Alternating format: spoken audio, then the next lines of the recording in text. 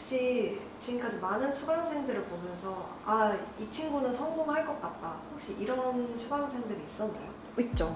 최근에 수강생 포함해서 한 3명의 사람이 지금 좀 기억이 나는 것 같아요. 그래서 그 3명을 보면서 아, 이런 사람은 성공하겠다 이런 걸 좀 느꼈었거든요. 그 가수 화사도 최근에 그런 거 이제 올렸더라고요. 아. 성공할 것 같은 사람 눈에 확 보인다고. 이제 나락갈 것 같은 사람도 보인다고. 콘텐츠 기획을 하는 친구인데요.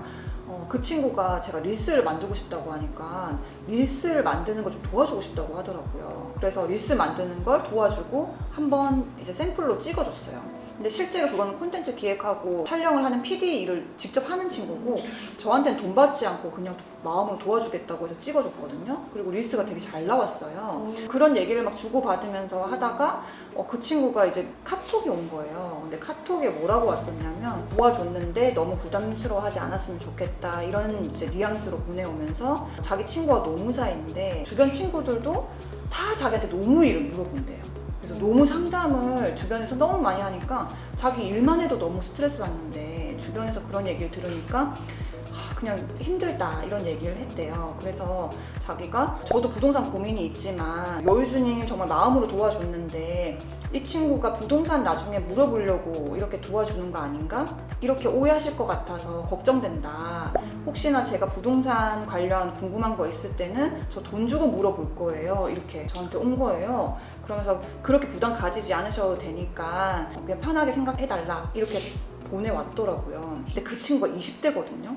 그래서 저는 깜짝 놀란 게 아니 어떻게 내가 부담스러워 할 것 같아서 그런 얘기를 한 거잖아요. 그래서 20대가 어떻게 이런 얘기를 하지? 약간 이런 생각을 했고 다른 사람들은 보통은 제가 도와주겠다 호의적으로 이제 베풀었을 때 그걸 당연하게 생각을 하거든요. 그리고 뭐 부동산 얘기를 할 때도 내가 하나 도와줬으니까 이 사람한테는 언제든지 막 물어봐야지. 이 사람한테는 뭔가 뽑아먹으려고 하는 느낌의 사람들이 너무 많잖아요. 그래서 사실 이 친구한테는 도와주고 싶은데도 그렇게 얘기를 하니까 많은 사람들이 본인 거 챙기려고 하는 사람들만 요즘에 많이 보다 보니까 오히려 저는 이 친구를 따로 만나서 상담해주고 싶다. 순간적으로 그런 생각이 들더라고요. 아니라고 더 많이 물어보라고 내가 도와줄 수 있는 거니까 언제든지 도와주고 싶다. 그리고 나한테 안 물어보면 섭섭할 것 같다고 제가 답변했어요. 그 친구가 근데 자기 일도 굉장히 이제 퍼펙트하게 잘하고 고객들 콘텐츠를 찍어주면서 콘텐츠가 잘 안 나오면 자기가 너무 스트레스 받는다고 하더라고요. 자기 일도 굉장히 잘하면서 자기 것만 챙기려고 하지 않는 그런 모습을 보고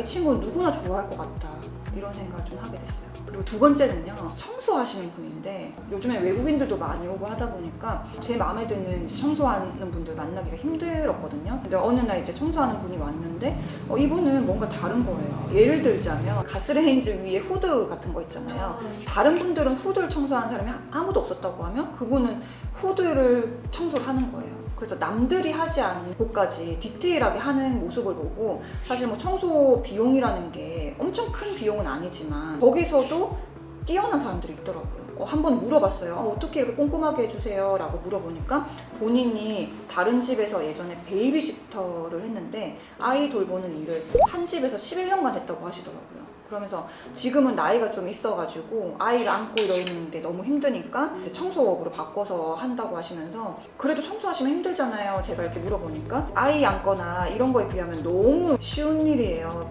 걱정하지 마시라고 편히 쉬시라고 하면서 되게 즐겁게 일을 하시더라고요. 최근에 그런 분을 본 적이 없는데 작은 일도 저렇게 즐겁게 일하고 자기 일에 대해서 프라이드를 가지고 하시는 모습을 보면서 저런 사람은 좋아할 수밖에 없겠다 이런 생각이 들었었어요. 그래서 혹시 정기적으로 청소 가는 곳이 있냐 물어봤더니 이미 예약 스케줄이 꽉 차 있더라고요. 3개월 동안 다 차 있어서 오늘도 잠깐 비어서 온 거라고 이렇게 말씀하시면서 빈날 있으면 예약할 수 있으니까 자기를 지정해서 하시면은 그때 한번 스케줄 보고 맞춰주겠다 또 이렇게 하시더라고요. 보통은 자기 일이 너무 많으면 안 된다고 할 건데 이분은 또 다음에 또 연결될 수 있으니까 자기 스케줄도 막 보여주시면서 얘기하는 거 보고 누구나 이분한테 하고 싶겠다 이런 생각이 좀 들었었어요. 그래서 그분 보면서도 좀 많이 배웠습니다. 그리고 마지막으로 세 번째는요, 많은 수강생들을 보잖아요. 이제 그 수강생들이 성장하는 거 보면서 느꼈던 게 뭐냐면 선생님이 시키는 대로 제대로 하는 사람이 없다. 과제를 내주거나 숙제를 내줄 때 그걸 100% 하는 친구가 잘 없다는 생각이 좀 들어요.